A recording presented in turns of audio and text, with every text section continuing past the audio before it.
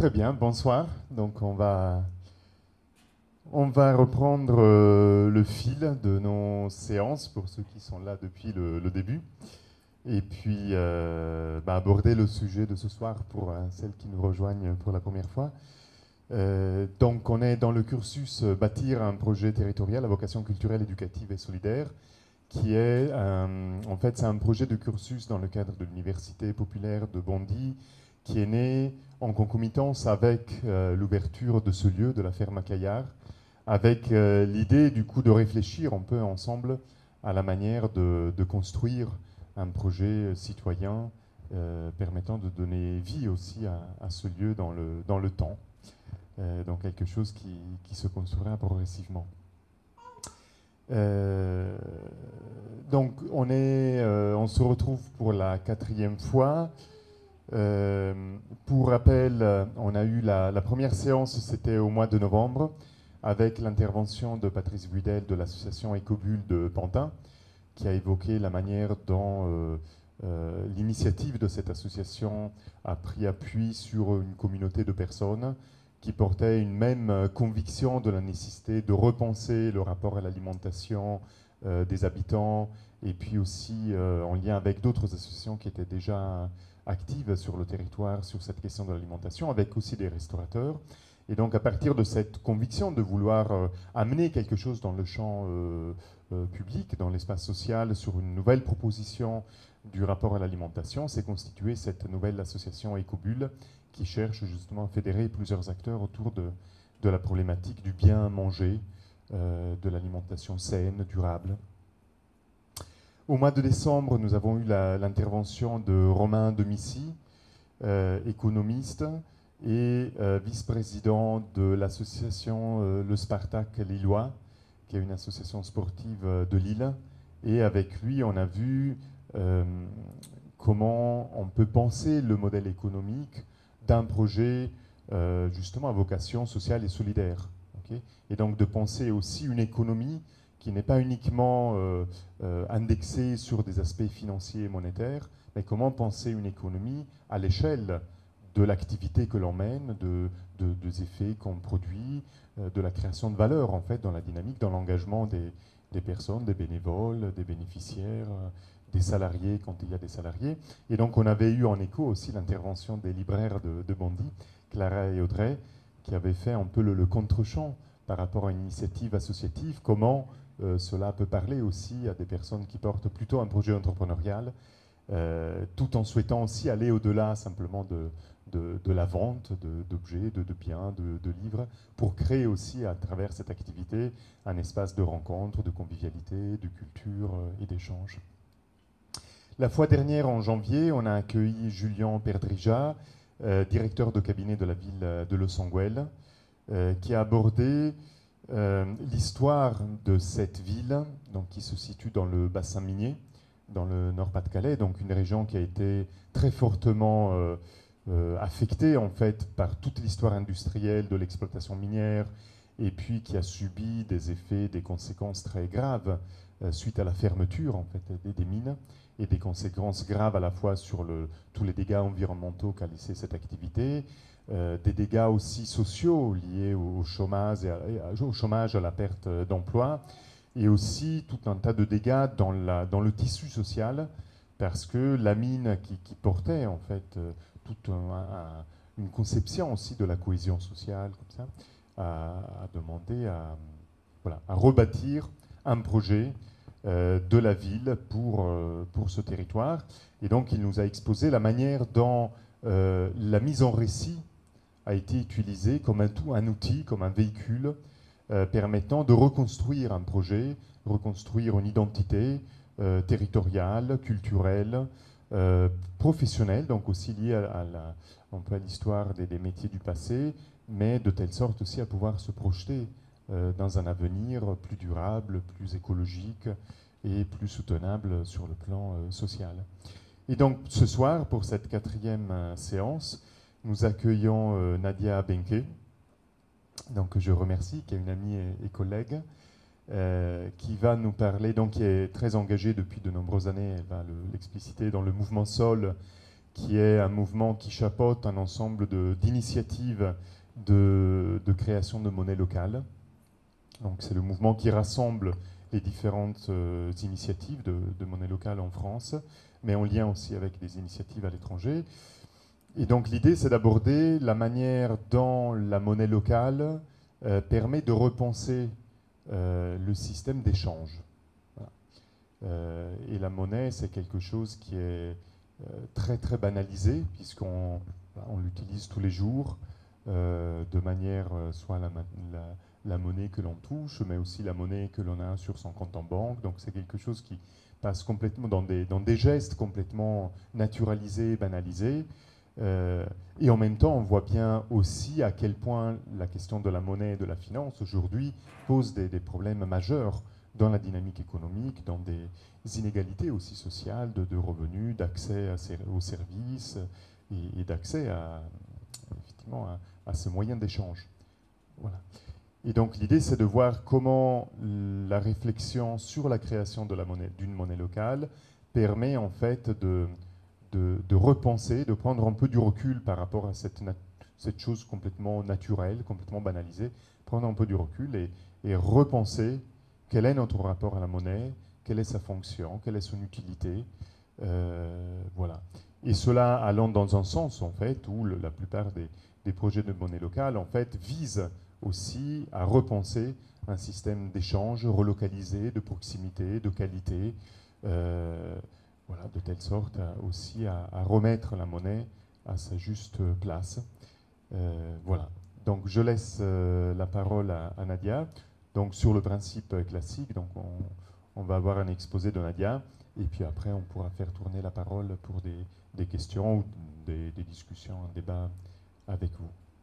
Voilà. Merci Sandro. Bonsoir à toutes et tous. Donc en effet, donc moi je fais partie de ce projet du mouvement Sol. Je suis cofondatrice du mouvement Sol depuis 2005, et le mouvement Sol a été conçu à l'initiative et après un certain nombre de travaux qui ont été menés par Patrick Vivray à la demande du secrétaire d'État à l'économie sociale et solidaire sous le gouvernement de Lionel Jospin, pour essayer d'avoir une vision et un autre rapport de la richesse. Et le résultat de ces travaux ont été notamment de dire qu'il fallait peut-être réfléchir à la mise en place d'une monnaie qui serait sociale, solidaire, et qui prendrait en compte des enjeux à la fois sociaux, économiques, sur des territoires.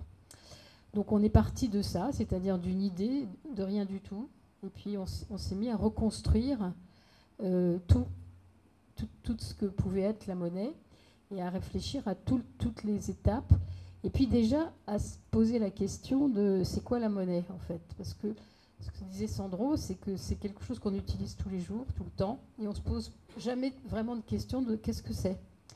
Et à partir du moment où on commence à regarder un peu ce que c'est, comment c'est créé, comment ça circule, ça renforce encore plus l'idée que c'est utile de faire des monnaies locales et de sortir un peu de ce système qui est un peu particulier. Donc c'est ça je vais vous développer avec vous. Mais avant, j'aimerais vous poser une question, c'est-à-dire au niveau de la création monétaire, est-ce que d'après vous, on va lever la main si vous êtes d'accord, est-ce que d'après vous, qui est-ce qui crée la monnaie? Est-ce que ce sont les États, le gouvernement, la Banque centrale? Est-ce que pour vous, c'est l'État qui crée la monnaie par le biais d'une banque centrale ou d'un gouvernement? Oui. Oui. Ou bien est-ce que ce sont au contraire des banques commerciales? Non? Voilà, on ne sait pas. Donc la question depuis les années 70, la monnaie n'est plus la monnaie n'est plus adossée ni à une valeur dollar, ni à une valeur or, Et la monnaie n'est plus adossée à rien. Et en fait, la création monétaire aujourd'hui se fait à 85% par le biais du crédit, donc des banques commerciales qui font des crédits, c'est-à-dire quand on veut acheter une voiture, par exemple, on va aller demander un crédit à sa banque, on va dire, voilà, je voudrais avoir 10 000 euros. Et donc, le banquier, ce qu'il fait, c'est qu'il fait une ligne budgétaire, 10 000 euros. Voilà. Et il crée 10 000 euros. Et c'est à ce moment-là que la monnaie se crée. Et à partir du moment où vous remboursez ces 10 000 euros plus les intérêts, eh bien, une fois que vous avez tout remboursé, la monnaie est détruite, n'existe plus. Donc, la création monétaire, aujourd'hui, à 85%, c'est-à-dire, c'est pas mal, c'est de la monnaie de crédit et donc de la monnaie de dette. Ce qui fait qu'au fur et à mesure, mécaniquement, ça renforce beaucoup la dette, dont on entend parler beaucoup, et à un moment donné, ça prend des proportions très importantes. Ça serait un premier point sur ce qu'on a appelé, nous, des dysfonctionnements par rapport au système monétaire. C'est-à-dire qu'on vit aujourd'hui à 85% avec de la monnaie dette, et que la Banque centrale, ce qu'elle crée, ce sont les billets. Donc on voit bien dans notre vie quotidienne, ce qu'on achète avec des billets et ce qu'on achète avec des cartes de crédit ou avec voilà, ou en faisant des virements, la proportion n'est pas la même. Donc ça, c'est un premier élément qui fait que on a, en termes de dysfonctionnement et en termes de connaissance de comment fonctionne le système monétaire, ça a donné envie aux gens de se dire il faudrait quand même qu'on réfléchisse et qu'on voit ce qu'on peut faire et qu'on aille un petit peu plus loin.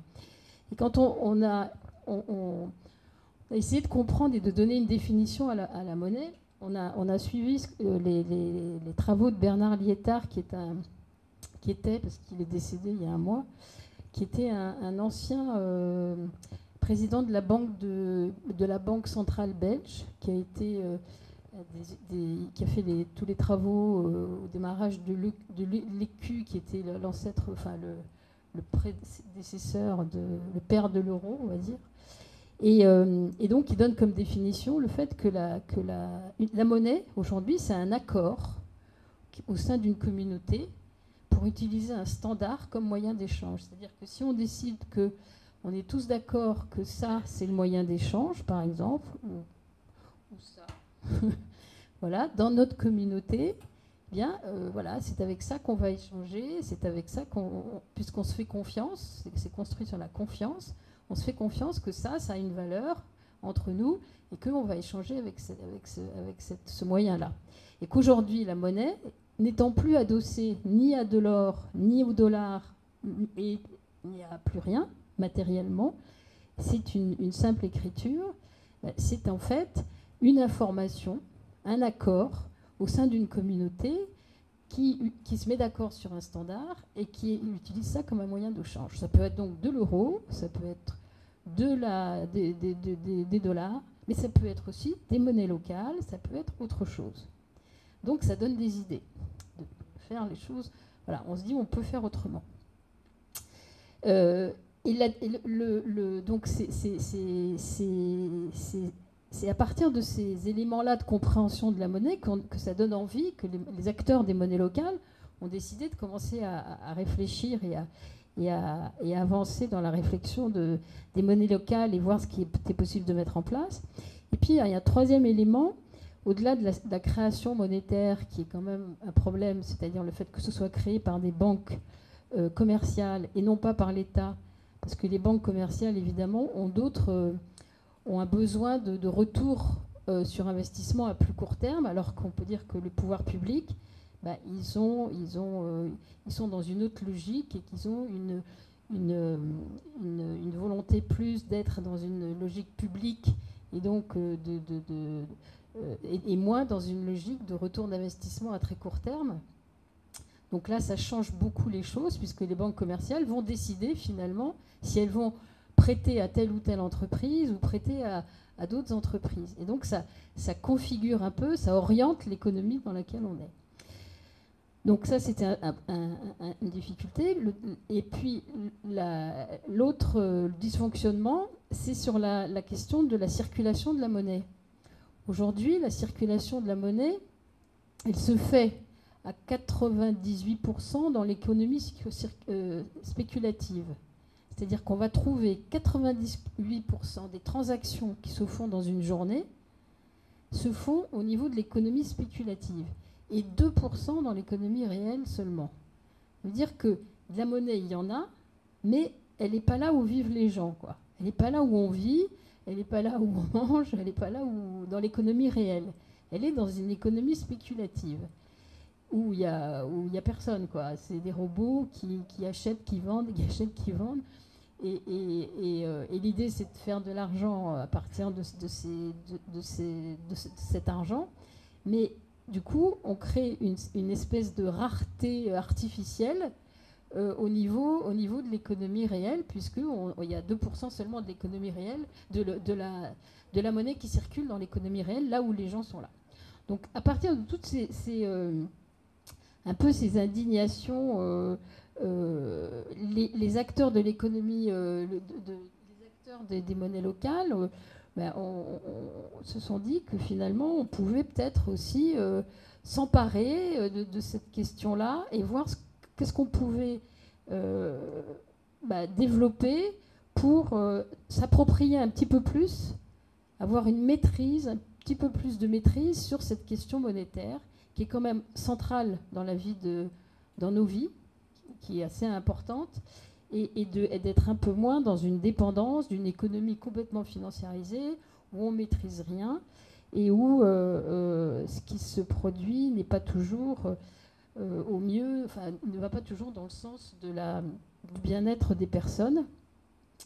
Et parce que donc la question du fait que la monnaie est devenue plus une monnaie dette et qu'on est dans une circulation monétaire qui crée de la dette, que la quantité de monnaie qui est en circulation, ça dépend ni de l'État, ni de la Banque centrale, mais vraiment des décisions des banques commerciales, et c'est elles qui ont le pouvoir d'orienter l'économie.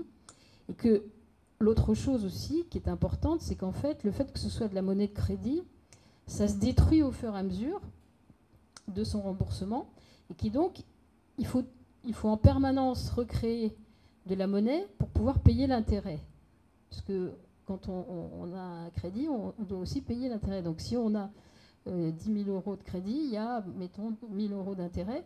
Et que donc, on est tout le temps dans cette logique d'une croissance permanente qui est nécessaire pour, par le mécanisme des intérêts, et qu'il faut donc toujours recréer de la monnaie. Donc on est dans une logique où en fait, il faut toujours s'endetter plus pour créer de la monnaie. Donc voilà, on est dans une espèce de logique de croissance presque obligatoire. Donc toutes ces questions-là, ça fait pas mal de dysfonctionnements qui font qu'à un moment donné, on se dit peut-être qu'on peut faire les choses autrement. Mais c'est compliqué parce que la question de la monnaie, c'est quelque chose dont on ne parle jamais, ce qu'on disait tout à l'heure, on a du mal à savoir comment ça fonctionne. C'est comme si c'est un monde, voilà, on accepte que ce soit rare, structurellement rare. Il y a comme ça des mythes. On accepte que finalement, plus on en a, mieux c'est, et que c'est jamais assez. On n'a jamais assez d'argent, et puis il faut en avoir beaucoup, beaucoup, beaucoup, beaucoup, beaucoup. Donc ça fait un petit peu une organisation là, qui est celle qu'on connaît. Et puis on ne se questionne pas beaucoup sur comment ça marche, comment ça s'est créé, comment ça circule, comment ça fonctionne, etc. Il y a comme une espèce de truc où c'est quelque chose, finalement, qu'on utilise tous les jours, c'est complètement mécanique, c'est complètement... Voilà, mais qu'on connaît très peu, qu'on connaît très mal. Et donc,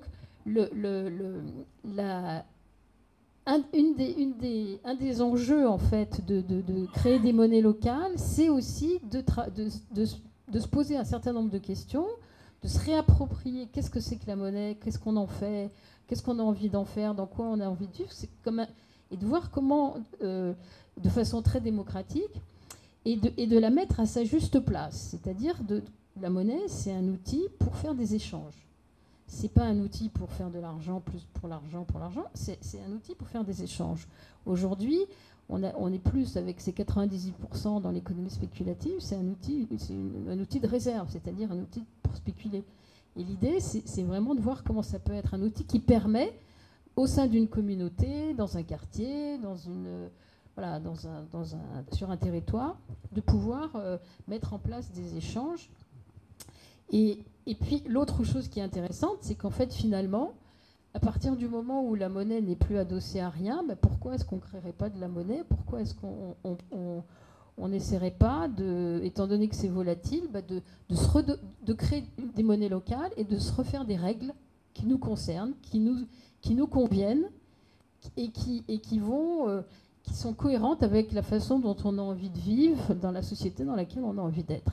Donc c'est ce projet très très ambitieux que les acteurs de monnaie ont commencé à travailler.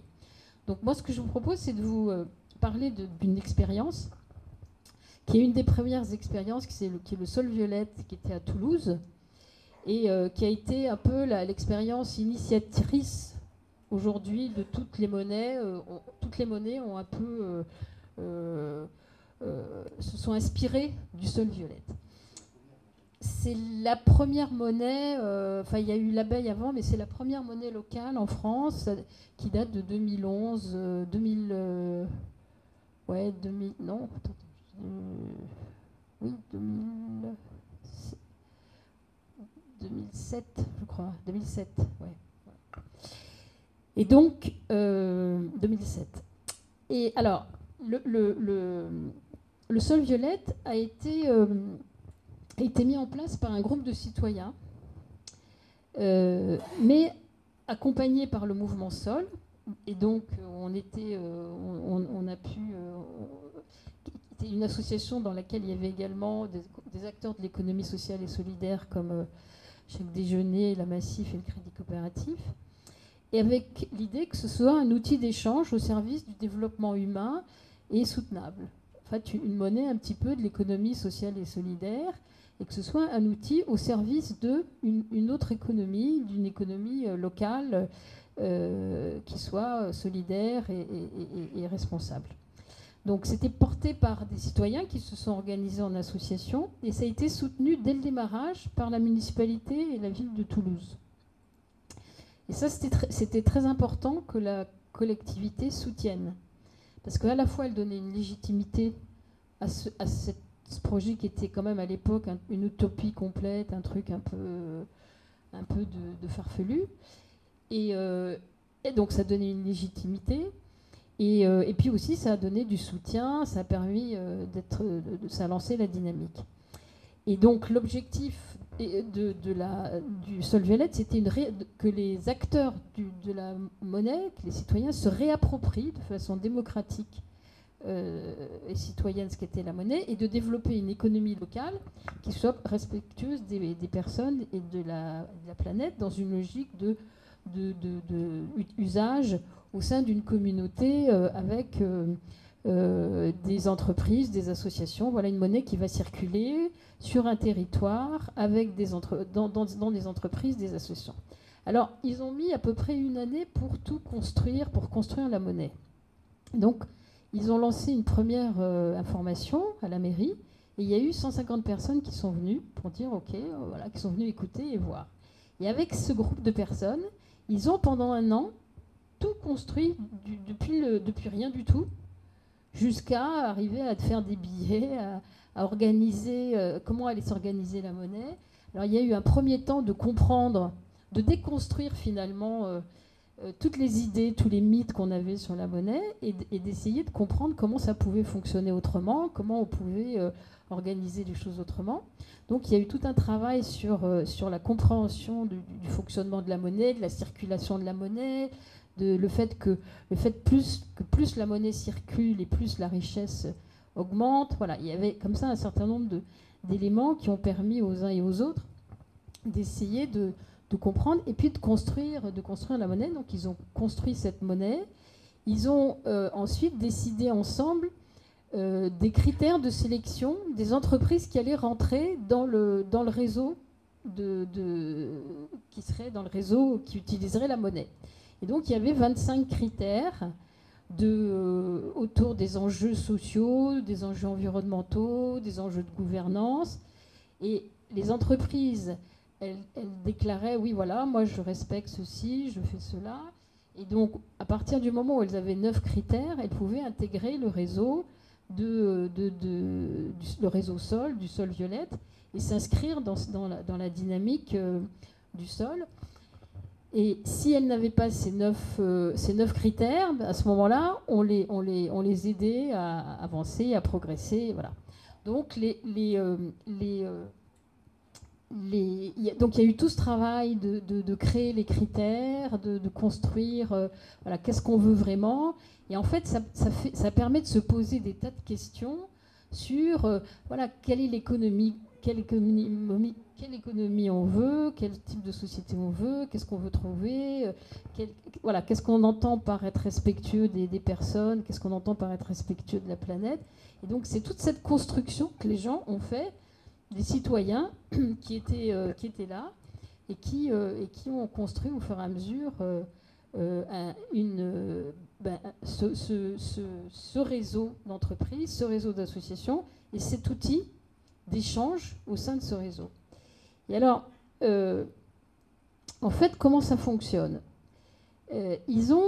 Aujourd'hui, la loi nous oblige à, si on fait circuler, par exemple, 10 unités en monnaie locale, il faut qu'on ait l'équivalent en garantie à la banque en euros.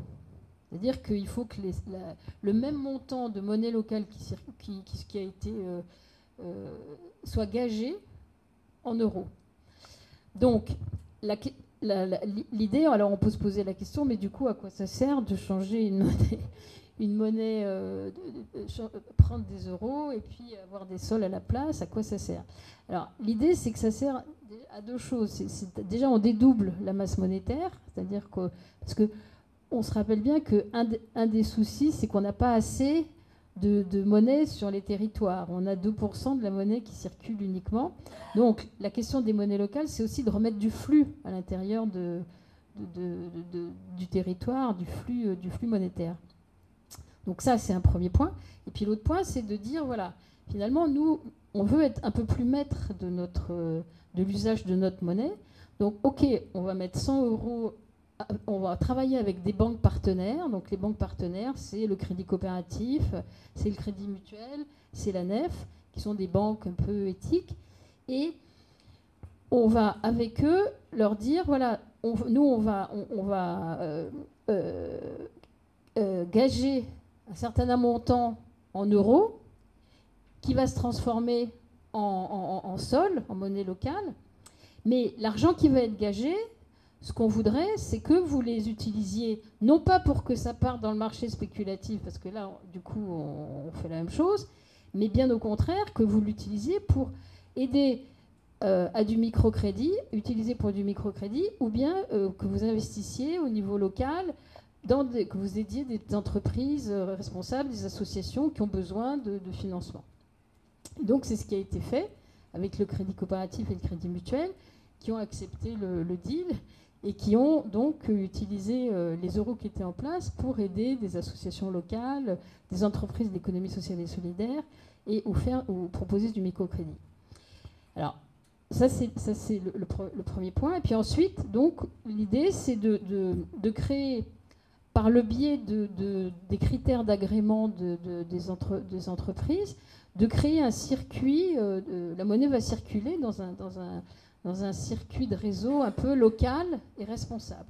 L'idée d'une monnaie locale, c'est qu'elle n'a de valeur que sur le territoire. Par exemple, le sol violette, si on sort de Toulouse, il n'a plus de valeur, il ne vaut rien. Donc ça veut dire, on voit bien que du coup, ça flèche l'économie localement et ça ramène la richesse localement avec la monnaie locale. Et qu'en plus, comme on décide des critères qu'on veut, des critères pour que les entreprises puissent rentrer, on va développer une économie qui correspond à ce que les uns et les autres veulent, et notamment à à des enjeux sociaux, environnementaux et respectueux de ces questions-là.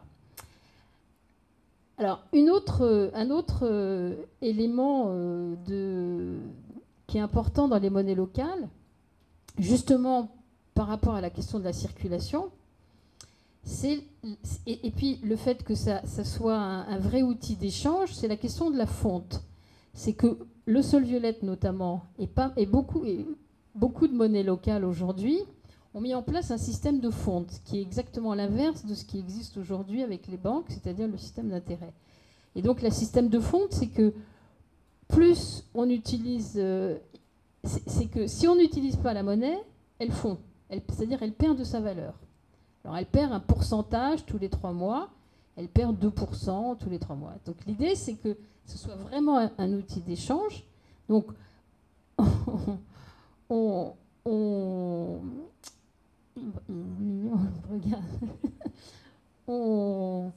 voilà. Puis finalement, on n'amasse pas une quantité incroyable de monnaie locale dont on ne va pas se servir, mais qu'on ait la monnaie dont on pense qu'on en aura usage. Et du coup, cette monnaie, on l'utilise et on la fait circuler le plus possible. Et c'est comme ça qu'on crée de la richesse, parce que ça circule, ça circule, ça circule, ça circule. Et qu'en général, l'euro, il circule, je crois, 2 fois et demi, et que les monnaies locales, elles circulent 6 fois. Voilà, donc la vitesse de rotation, là, elle est très importante, et elle vient combler la question de la rareté. Et puis, l'autre chose, c'est que le fait que finalement, on est dans un territoire, un certain nombre d'entreprises, parce que ça crée quand même toute une dynamique, le fait qu'il y ait une monnaie, qu'elle circule sur un territoire, voilà, ça crée du réseau, ça crée de la communication, il y a la collectivité, voilà, ça crée quand même une dynamique territoriale. Et l'idée, c'est qu'avec ces agréments-là, on a quand même un outil qui est là pour des enjeux de transition sociale, des enjeux de transition économique et des enjeux de territoire qui soient un peu plus responsables. Et on voit bien que là, toute l'idée, c'est de se réapproprier de façon citoyenne l'outil monnaie. Et que le dernier point, c'est que dans l'organisation de la mise en place de la monnaie, en fait, il y a toute l'idée de construire une gouvernance, c'est-à-dire comment on s'organise, comment on prend les décisions, comment on travaille ensemble. Et ça a été très très intéressant de voir des gens qui avaient pas l'habitude de faire du travail de groupe comme ça sur un territoire, des gens qui pour la première fois apprenaient ensemble à construire comme ça un outil aussi puissant quand même que ce qu'est la monnaie. Et on voit bien qu'au bout d'un an, il y avait, les gens étaient, je veux dire, personnellement se sentaient renforcés, compétents, et stimulés par tout le travail qui avait été fait, par le travail de groupe, et que ça crée en fait un groupe de personnes qui sont capables demain de se mettre à travailler sur un autre projet, sur un territoire, qui sont capables demain de pouvoir réfléchir sur d'autres questions qui sont des enjeux de territoire. Et donc ça, c'est assez intéressant parce que c'est ce qu'on pourrait appeler un patrimoine finalement social local qui est très intéressant pour la collectivité, qui est très intéressant pour le territoire, c'est-à-dire des gens, des citoyens engagés, mais qui savent travailler ensemble, qui se connaissent, qui se font confiance, qui savent coopérer et qui rapidement peuvent prendre des décisions, mettre en place des projets et faire avancer les choses. Voilà.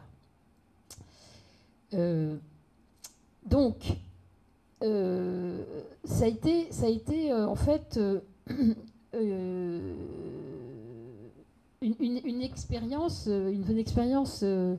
très très intéressante pour le sol violette. Et en fait, le sol violette a inspiré comme ça dans ce fonctionnement de construire la monnaie, de se donner le temps de tout ce travail-là, de respecter tout le processus, que les gens comprennent, que les gens s'approprient, qu'ils en fassent quelque chose.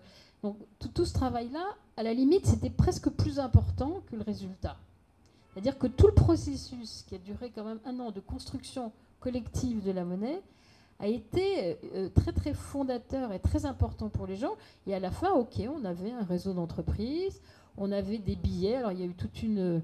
Alors c'est rigolo parce qu'il y a toujours beaucoup de réflexion et de créativité autour des billets. Qui on met dans les billets, quelle couleur ils ont, quelle forme ils ont, comment on fait. Voilà. Alors dans certaines villes, on met de la photo de personnes qui localement, voilà, c'est des acteurs locaux, des gens qu'on connaît, qui sont des personnes qui, au niveau du territoire, comptent.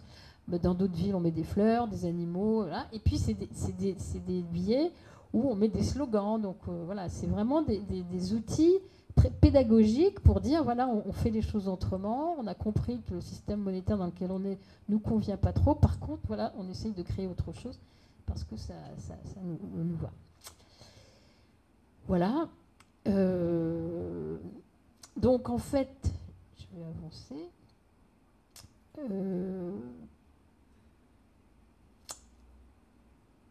Alors aujourd'hui, il y a beaucoup de monnaies. Il y a beaucoup de monnaies complémentaires, et c'est vrai que la crise de 2008, là, la crise du système, voilà, quand tout s'est un peu écroulé, a été un vrai moment de prise de conscience et d'éducation populaire autour de la monnaie et du système bancaire. Et c'est vrai que ça, derrière, il y a eu un boom d'explosion, de création de monnaie, et qu'aujourd'hui, notamment dans le mouvement Sol, il y a à peu près une trentaine de monnaies dans des villes comme Strasbourg, Lyon, Rennes, Boulogne, et puis la monnaie du Pays Basque, là, qui est la monnaie Eusko, qui est la première monnaie européenne en termes de nombre ils ont, je crois, 1 million de Eusko en circulation. Il y a 850 entreprises, 3000 personnes. Voilà, c'est une monnaie qui fonctionne très bien. Et puis, il y a eu en 2014, et ça c'est intéressant parce qu'en fait, voilà, au départ, on était quand même dans les années 2000-2005, c'était une utopie, ces monnaies locales. C'était une vraie utopie. Il y avait des gens qui se disaient il faudrait qu'on réfléchisse, il faudrait qu'on voit ce qu'on peut faire. Et puis des personnes comme Patrick Vivray, Bernard Liétard, qui ont travaillé beaucoup là-dessus, Philippe Desruyères, qui étaient porteurs de ces réflexions et qui nous ont aidés à réfléchir. Mais c'était au démarrage une utopie, et des citoyens se sont lancés là-dedans. Et puis il y a eu des avancées, notamment, franchement, la crise de 2008 a été un grand moment et a aidé, parce qu'auparavant, les gens ne comprenaient pas ce qu'on racontait. C'était trop... pourquoi vous voulez changer tout ça, quoi? Ça marche, c'est quoi le problème? Il n'y a pas de raison de changer. Et puis, et on s'est rendu compte que finalement, le système était très fragile dans lequel on est. Et qu'il y a en effet, ce que dit Bernard Liétard, il y a eu en 25 ans 125 crises bancaires, je ne sais combien de crises monétaires. C'est un système qui est très très fragile. Et donc, d'où l'intérêt d'essayer de renforcer un petit peu les choses avec des monnaies qui sont un petit peu plus résilientes et qui permettent en cas d'effondrement aussi de pouvoir avoir un système d'échange pour échanger au sein d'une communauté, d'un territoire. Et puis il y a une reconnaissance importante avec la loi Hamon en 2014, en juillet 2014, qui reconnaît que les monnaies locales sont un outil qui peuvent être utilisés par des collectivités et par des acteurs de l'économie sociale et solidaire, et qui sont rentrés dans la loi, dans le code des monétaires français. Et aujourd'hui, en fait, l'avenir et les questions que se posent un peu les acteurs des monnaies locales, c'est un petit peu le changement d'échelle. Parce que c'est vrai qu'aujourd'hui, on a des billets. La plupart des monnaies ont des billets, des très jolis billets, colorés, sympathiques, jolis, tout ça. Mais quand vous allez acheter une voiture ou je ne sais quoi, ça fait beaucoup de billets, quoi. Donc l'idée, c'est que ça freine le fait d'avoir des billets. C'était très important au démarrage, parce que pédagogiquement, c'est très important. Mais ça freine un petit peu le développement. Donc du coup aujourd'hui on est plutôt sur des monnaies numériques avec la carte qui permet d'avoir des sommes plus importantes et donc qui va permettre d'avoir des transactions avec des montants plus importants. Et c'est vrai que c'est le SCHCO qui est passé au numérique aujourd'hui a énormément vu une progression énorme du montant de ces transactions. Et puis il y a cette loi Hamon là, de 2014 qui permet à des collectivités d'accepter des paiements de services en monnaie locale, c'est-à-dire qu'on pourrait payer la cantine, la piscine, voilà, des services de la ville, les transports en monnaie locale. Et ça, c'est une vraie porte. Et ça se fait aujourd'hui à Bayonne. Donc le SCHCO a réussi à avoir un accord avec la ville de Bayonne. Et ça, c'est une vraie porte ouverte pour arriver à payer des impôts locaux en monnaie locale. Et à partir du moment où on paye des impôts en monnaie locale, là, on est passé à une autre échelle et on est passé dans un autre monde, quoi. Donc c'est un peu ce que les acteurs des monnaies locales aujourd'hui ont un peu en ligne de mire. Voilà. Et puis pour terminer, juste pour dire que finalement, projet de monnaie locale, c'est un projet de territoire avant tout. Parce que l'idée, c'est pas de faire une monnaie pour faire une monnaie et de recommencer un petit peu la même chose. Ça arrive dans certains cas, parce qu'on est pris par la monnaie elle-même. On peut être pris au jeu et c'est un vrai piège. Mais l'idée, c'est vraiment de se poser la question, voilà, c'est quoi le projet de territoire? Qu'est-ce qu'on a envie de faire ici sur ce territoire? Et comment cet outil, monnaie, il peut nous aider? Et que c'est évident que ça part d'une dynamique citoyenne. Et que ce sont les citoyens qui vont organiser et puis créer les règles du jeu de cette monnaie. Voilà, comment elle va être utilisée, auprès de qui, à quoi elle va servir. Est-ce que c'est une monnaie pour développer le commerce local? Est-ce que c'est une monnaie pour identifier la richesse de ce que font les associations? Est-ce que c'est une monnaie pour développer l'économie sociale et solidaire? Voilà, c'est une monnaie qui ferait quoi? Et puis c'est à eux d'animer localement cette monnaie. En termes d'acteurs, les salariés sont aussi des acteurs importants parce que on a aujourd'hui la possibilité pour les porteurs de monnaie de payer des entreprises qui utilisent des monnaies locales. Elles peuvent payer une partie du salaire de leurs employés en monnaie locale. Donc du coup, ils peuvent les utiliser ensuite dans le réseau. Et donc les salariés, donc l'idée c'est qu'ils puissent accepter ça. La collectivité, elle a un rôle important, et on l'a vu à Toulouse, parce qu'elle a un rôle de légitimité au départ, elle a un rôle d'appui, elle a un rôle de dynamique, mais ce qui est important, et puis elle a surtout le rôle d'accepter le paiement de services en monnaie locale, mais ce qui est important, c'est d'une certaine façon, qu'elle ne prenne pas la place des acteurs et des citoyens, c'est qu'elle soit vraiment dans ce rôle d'appui, dans ce rôle de soutien, à côté, mais qu'elle soit... voilà, et parce que c'est facile de prendre les choses en main et de prendre la place des citoyens, et que s'il n'y a pas cette dynamique citoyenne, ça ne tient plus au bout d'un moment.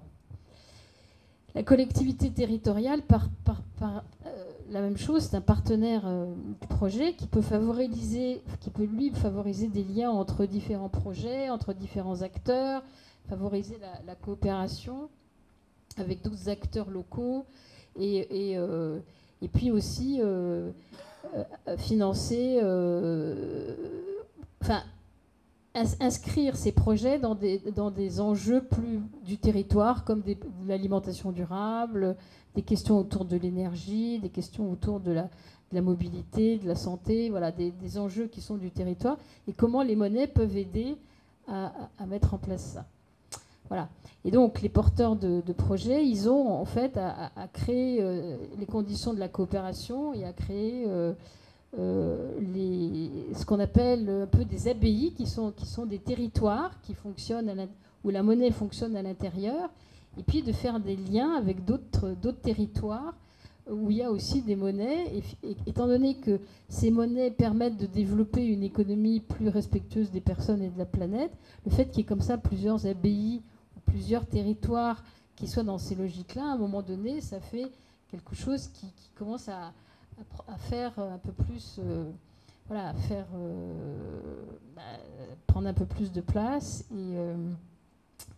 et faire système. Voilà. Donc, en fait, la question que pose la monnaie, c'est que même si on n'a pas un projet de monnaie là aujourd'hui, c'est qu'on voit bien que ça pose plein de questions dans le rapport à l'argent qu'on peut avoir, dans le rapport de façon très personnelle même, hein, comment on utilise l'argent, dans une dimension très très intime. Ça pose des questions dans l'engagement citoyen qu'on peut avoir sur un projet comme ça qui est quand même très important parce que c'est quand même un projet assez vital pour les territoires, pour les gens. Donc ça pose toutes ces questions-là. Ça pose la question de du rapport son rapport à la consommation, à la production responsable. Et puis, voilà, son rapport au territoire, son rapport à la valeur, à la richesse. Voilà. Et puis, il y a juste un petit élément que j'ai oublié de vous raconter. Dans le cadre de Toulouse, en fait, il y a eu un moment donné, ils se sont dit, mais en fait, ce qu'on est en train de créer là, c'est une monnaie pour des bobos. C'est-à-dire que, voilà, on va aller chez la Biocoop, on va aller chez les libraires, on va aller, voilà. Mais il y a des gens qui ne peuvent pas aller chez Biocoop, qui ne peuvent pas aller chez les libraires, qui ne peuvent pas... Donc, comment on fait? Ils ont travaillé, ils ont eu un partenariat avec des maisons de chômeurs, donc des gens qui étaient au RSA ou qui avaient... voilà, qui recevaient des allocations de chômage et pas très importantes. Et la mairie a expérimenté de donner 30 sols par mois à 90 personnes qui ont été utiliser le sol dans le réseau de libraires, de Biocoop, et manger bio et acheter du bio, etc. Et donc ça a été très très important pour les personnes elles-mêmes parce que tout d'un coup, elles étaient un peu plus acteurs, elles ont eu accès à être dans ce réseau. Puis du coup, ils sont rentrés bénévoles dans l'association, ils ont fait des choses, ils sont devenus membres de l'association. Et puis, pour certains, quand la question quand le programme a été fini, des 30 €, ils ont continué à aller quand même chez Biocoop acheter 2-3 trucs et à continuer. Voilà, ça les a inscrits dans quelque chose. Et puis l'autre chose qui est intéressante, c'est que la mairie de Toulouse a changé de couleur politique et qu'ils continuent, alors de façon moins importante qu'au démarrage, mais ils continuent de soutenir financièrement le sol violette. Et à chaque année, c'est voté à l'unanimité et que c'est un projet qui continue d'être soutenu par la collectivité. Voilà.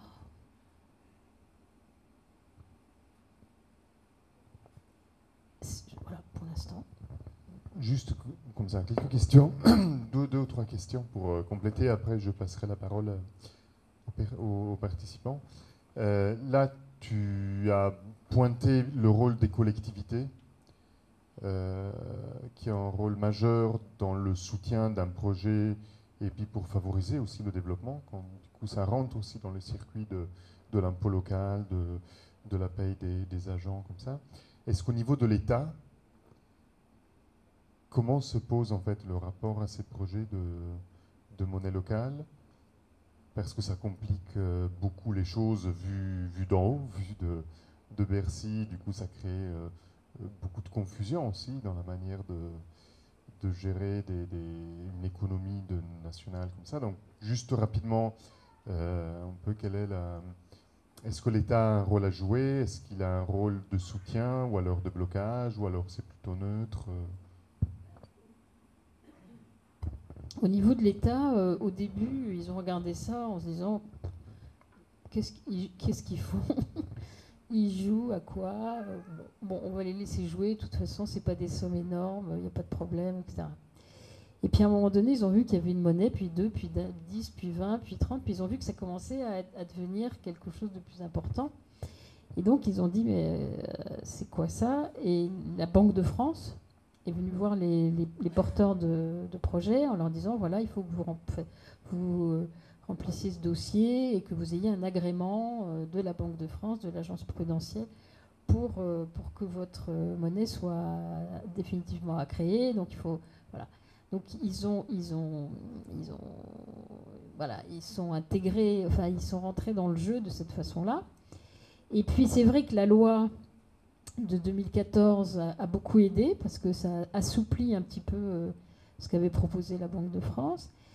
Et qu'aujourd'hui, en fait, ce qu'on voit, c'est que même si cette loi est là, normalement, les collectivités ont la possibilité d'accepter les monnaies locales, mais il y a le trésorier payeur qui ne veut pas, qui bloque.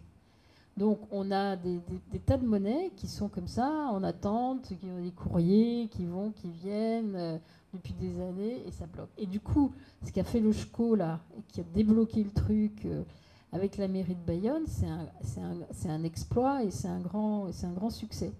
Donc on voit bien que cette histoire des monnaies locales, c'est toute une bataille, en fait. C'est un vrai chemin où à la fois il faut déjà se déconstruire tout ce qu'on a dans la tête par rapport aux questions monétaires.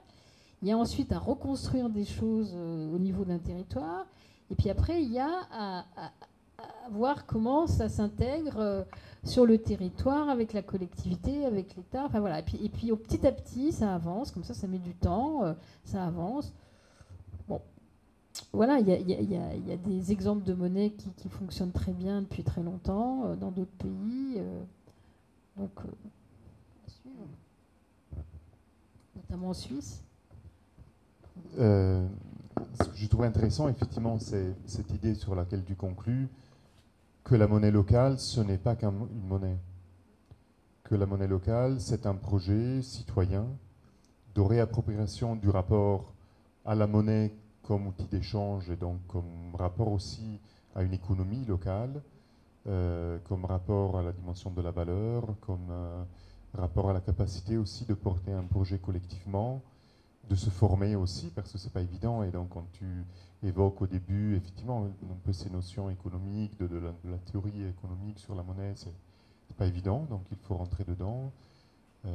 Donc, il y a tout un tas de dimensions aussi qui vont au-delà simplement de cette monnaie, mais qui questionne en fait. Et c'est là où tu insistes sur la nécessité, du coup, d'avoir un fort engagement en fait, pour que ça prenne. Il faut des personnes qui aient envie de le faire, ça demande du travail, ça demande un effort, mais qui peut être consenti s'il y a effectivement une visée aussi de relocaliser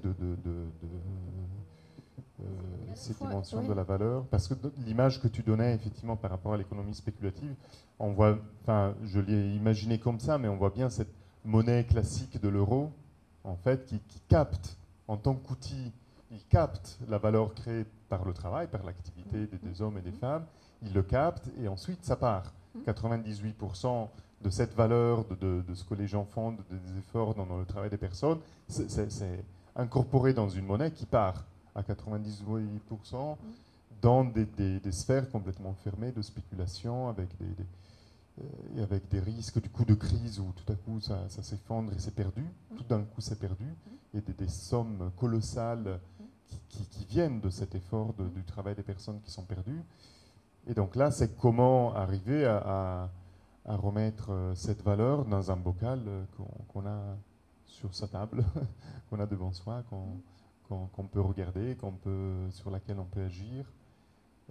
Et donc c'est aussi une réappropriation par rapport à l'effort, enfin, à ce que produit l'effort des personnes dans leur travail, dans leur création de valeur, dans leur tentative d'apporter des biens, des services aux autres. Donc ça redonne une appropriation à ça aussi en tant que consommateur. Déjà, ça reconnecte au producteur, le producteur qui se reconnecte aussi à celui qui va être le bénéficiaire de son travail. Donc ça redonne en fait une appropriation des échanges de ce qu'on fait les uns avec les autres. Et c'est ça qui me semble très intéressant, au-delà de la monnaie, du coup, effectivement, qui est l'outil, mais de ça. Et c'est ça le plus important. Absolument, et c'est important de ce que tu soulignes, Sandro, c'est vraiment la monnaie au service de tout ça, et, et pas comme la monnaie dans une fin en soi, c'est-à-dire que l'objectif c'est de refaire de la monnaie à partir de la monnaie, quoi. C'est vraiment de construire, d'être plus acteur, en se réappropriant de façon citoyenne et démocratique l'outil monnaie, on devient plus acteur de son territoire, de sa vie, de l'économie locale, à travers l'engagement et de la consommation, de la production. Voilà, c'est vraiment un outil. C'est des projets qui sont très politiques en fait, les projets de monnaie locale et sur un territoire.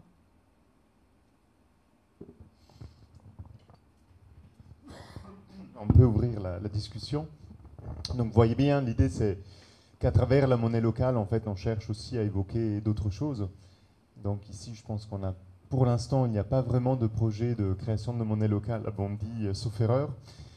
J'ai entendu parler plutôt du projet d'étendre des monnaies locales qui existent à l'échelle d'Est Ensemble, notamment à Montreuil. Il y a la pêche qui a une monnaie qui fonctionne bien. Donc voilà, est-ce que demain, ça pourrait être aussi étendu jusqu'à nos contrées? Donc je vous passe la parole. L'idée, voilà, si vous avez soit des questions, soit envie de réagir aussi sur ces différentes dimensions, qu'est-ce que ça vous évoque par rapport aussi à votre expérience? Bonsoir, merci pour cette intervention. Je voulais savoir, moi, d'un aspect vraiment très pragmatique, qui gère cette monnaie locale, vers qui on achète et vers qui on se fait rembourser cette monnaie. Je veux dire, cette personne ou cette organisation qui a du coup une fonction de banque centrale locale, en fait. En effet, il y a une association donc, qui va recevoir les fonds et qui va les mettre à la banque et qui va redonner des euros. Et puis, dans beaucoup de cas, il y a ce qu'on appelle des comptoirs d'échange qui sont des commerçants, des entreprises qui sont plus engagées et qui font en fait cet office de comptoir d'échange de banque. C'est-à-dire, elles ont des unités de compte en monnaie locale. Et puis, elles prennent les euros et elles échangent en monnaie locale. Voilà. Alors, après, quand on rentre un peu dans les... Enfin, je ne sais pas si c'est des questions qui importent aussi les commerçants, c'est que, évidemment, tout ça est complètement légal au niveau de la comptabilité. On paye les impôts encore en euros, mais on compte tout ce qui est... Toutes les transactions qui sont faites en monnaie locale, on paye la TVA dessus, on paye les impôts, ça ne change rien, quoi. C'est-à-dire que dans la comptabilité, ça passe comme une devise étrangère. Mais donc, c'est très très important que tout ça reste dans une légalité absolue.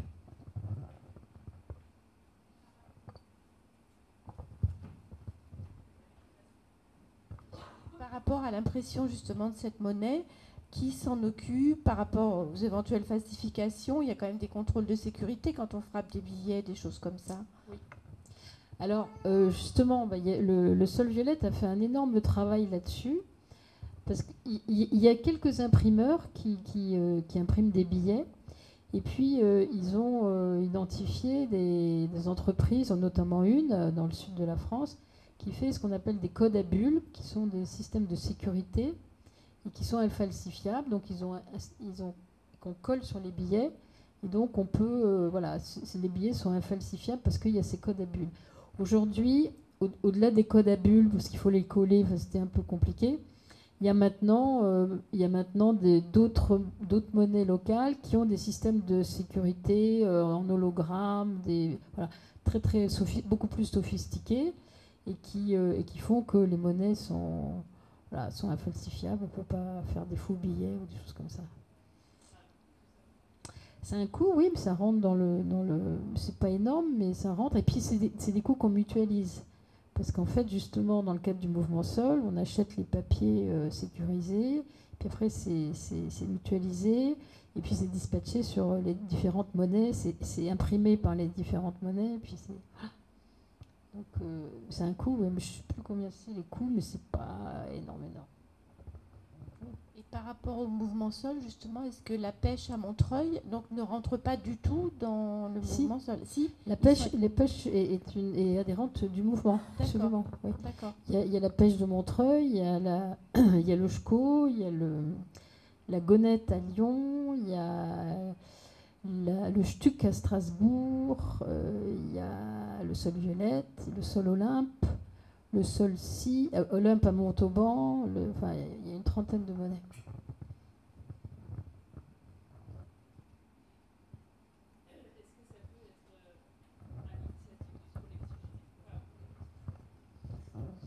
Est-ce qu'un sol peut être, enfin, une monnaie locale peut être créée à l'initiative d'une collectivité?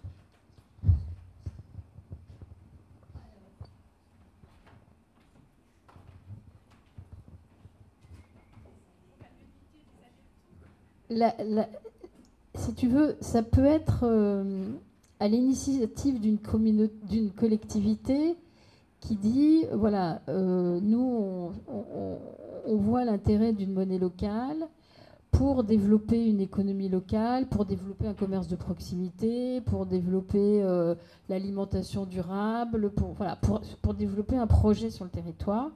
Mais ça ne peut pas être la collectivité qui anime, gère la monnaie locale. C'est un projet de citoyens. S'il n'y a pas les citoyens, ça ne marche pas. Ça devient un truc de la ville et c'est pas la même chose, quoi. Et on voit bien dans les projets où la collectivité s'est mise en avant, ça n'a pas marché. Ça n'a pas fonctionné parce que du coup les citoyens n'étaient pas d'accord.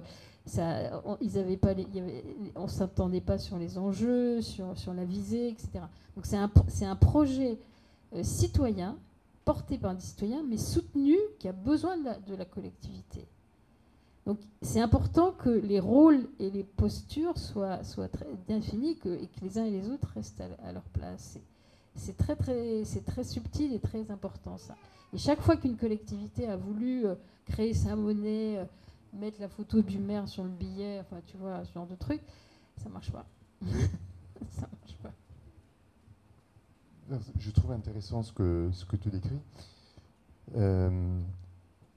parce que ça montre effectivement, un peu par l'épreuve du fait que ça ne marche pas, que le rapport à la monnaie demande un engagement très fort, parce que ça renvoie à des enjeux de confiance, à des enjeux de compétences qu'il faut faire évoluer, de rapport à la valeur, enfin, des dimensions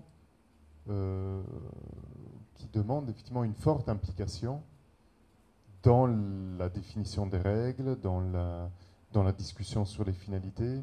Et du coup, j'essaie de comprendre pourquoi ça ne marche pas si c'est une collectivité.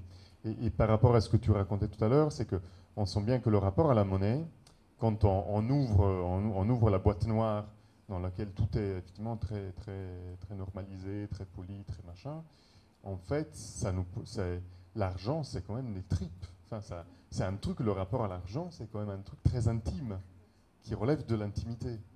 Et donc, d'arriver à rediscuter, reprendre de la distance pour rediscuter les règles d'usage de quelque chose qui, de cette façon très banalisée, nous prend en tripes, parce qu'on par des effets d'habitude, par des effets du rapport à la propriété, des effets aussi d'histoire sociale, de rapports symboliques. C'est quelque chose de très intime. Et donc, effectivement, ça demande aussi une conviction intime pour avoir ce déclic et faire en sorte que, du coup, on rentre dans un système d'échange différent comme ça. Et il me semble qu'effectivement, ça demande un déclic, ce qui n'est pas le cas de l'accès à des services publics, de l'accès à des infrastructures, qui peuvent être vécus de manière dans des positions très différentes, très de consommateurs, ou alors avec un peu d'engagement bénévole dans tel ou tel machin comme ça, mais que ce rapport à la monnaie, du coup, ça touche quelque chose de très intime. Absolument. Alors, il y a plusieurs choses qui font que ça ne marche pas. Il y a ce que tu viens de dire. Il y a aussi le fait que c'est un vrai projet politique de mettre en place ce genre d'outils. Et qu'une collectivité, elle a une ambition, elle a une stratégie politique qui n'est pas obligatoirement celle des citoyens, qui n'est pas la même temporalité. La collectivité, elle veut faire en sorte que la monnaie, au bout de 2 ans, elle sorte parce qu'il y a des élections, voilà, et qu'il faut qu'ils montrent qu'il y a la monnaie, alors que les citoyens sont dans une autre logique. Il faut faire tout ce travail-là, de construire la confiance, de comprendre, de comprendre le rapport intime qu'on a à la monnaie, de qu'est-ce qu'on veut en faire, de se mettre d'accord à 50 personnes sur qu'est-ce qu'on va en faire, comment elle va être utilisée, où ça. Tout ça, c'est énorme. Et donc, c'est une richesse incroyable. Et ça, la collectivité, elle n'a pas le temps. Elle n'a pas le temps d'attendre ça, ça n'intéresse pas. Elle veut la monnaie. Alors, c'est quand vous sortez la monnaie, quoi. Et on a eu une expérience tout à fait intéressante, loupée, pas loin d'ici, où, en fait, c'est une collectivité où il n'y a pas d'argent. Donc, ils voulaient faire une monnaie locale, mais le problème, c'est que c'est une collectivité assez pauvre. Donc, on s'est dit, déjà, on va avoir du mal à trouver des entreprises qui sont un peu responsables, parce qu'il y a plutôt des entreprises qui vendent des vêtements chinois, des kebabs, enfin des trucs qui sont pas vraiment dans des logiques d'alimentation durable, qui respectueuses des personnes et de la planète. Donc on va avoir des difficultés. Par contre, dans cette ville, les associations, c'est incroyable le boulot qu'elles font. Il y a une richesse, il y a une diversité, elles font un travail énorme. Donc pourquoi est-ce qu'on n'utiliserait pas cette monnaie pour valoriser et remettre du flux? Et alors elles rament évidemment parce qu'elles passent leur temps à chercher des subventions, etc. Donc pourquoi est-ce qu'on n'utiliserait pas une monnaie locale pour redonner de la souplesse d'action et d'échange à ces associations, et en même temps identifier et reconnaître tout ce qu'elles font et tout ce qu'elles développent par leur travail, comment elles aident les habitants, comment elles aident les personnes en difficulté, comment elles aident la culture, comment elles développent tout ça. Eh ben non, ça n'a pas pu se faire. Ça n'a pas pu se faire parce qu'en fait, c'était je veux la monnaie locale, je veux que ça circule, voilà. Alors qu'il y avait un merveilleux projet qui aurait été tout à fait pertinent et utile pour ces associations. Elles étaient complètement d'accord. On a trouvé des pépites, des choses extraordinaires. Ça n'a pas pu se faire. C'est tombé à l'eau.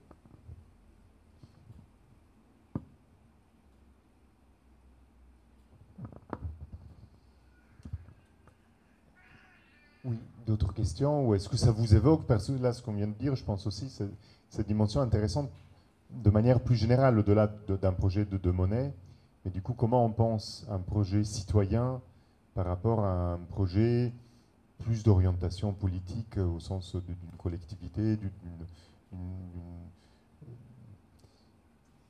il y a un rapport effectivement à l'engagement, à l'appropriation, à la dimension du projet, qui est aussi une vision du politique différente. Et puis en abordant cette question de la monnaie, on touche à des choses qui sont des fondements en fait, qui sont assez importantes, quoi. Et on commence à faire bouger et à faire se déplacer des choses assez structurelles.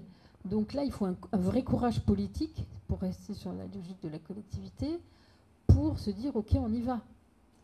Et les citoyens, ils sont partants, puisqu'ils ils ont envie que les choses bougent, ils ont envie de vivre dans des espaces plus conviviaux, plus agréables, qui prennent en compte des enjeux de santé, des enjeux d'alimentation durable, etc. Et donc ça veut dire que ça passe par faire des vrais pas de côté, des vrais changements, des vraies transformations, voilà. Mais après, pour les politiques, on voit bien en ce moment, quoi. C'est un peu plus compliqué de faire de ces changements aussi radicaux là. Donc, ou bien il faut attendre que tout s'écroule et puis du coup les monnaies vont aider parce que ça va être des outils qui vont permettre d'échanger. Ou bien on continue de faire avancer petit à petit, comme on le fait aujourd'hui, en saisissant des opportunités et en faisant que les acteurs continuent d'avancer. Et puis on voit qu'en effet, il y a des avancées. Il y a à Grenoble, dans un mois, une réunion, c'est la 4e rencontre des monnaies locales avec les collectivités, où il y a des collectivités comme Grenoble, Lille, Strasbourg, là, qui sont très impliqués et qui ont envie de continuer de réfléchir sur ces questions-là. Et qui sont des vrais appuis. Hein, parce que voilà, il y en a qui fonctionnent très bien. Hein.